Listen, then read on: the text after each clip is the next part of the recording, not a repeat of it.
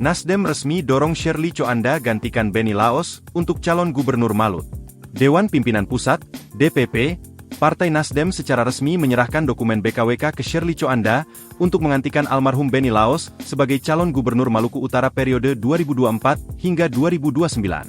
Ia di Jakarta, tepatnya di RSUD Gatot Subroto. Sekjen DPP Partai Nasdem telah menyerahkan dokumen BKWK ke Shirley sebagai bakal calon gubernur Maluku menggantikan Benny Laos, ucap Sekretaris Wilayah DPW Nasdem Maluku, H.J. Husni Bopeng, kepada Tribun Ternate.com malam ini, Selasa, 15/20/2024.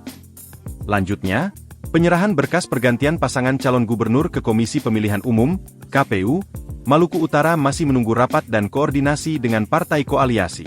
Menunggu dari partai koalisi yang lain dulu baru bisa dipastikan. Jelasnya, politisi senior Nasdem Maluku Utara ini juga berharap, setelah pendaftaran, dengan sisa waktu 40 hari lagi hari pencoblosan, 8 partai koalisi ini sudah harus lebih kerja keras untuk sosialisasikan ke pendukung. Dan saya yakin kerinduan ke almarhum Benny Laos ini, membuat masyarakat tidak akan berubah dan tetap memenangkan pasangan nomor 4 ini, pungkasnya.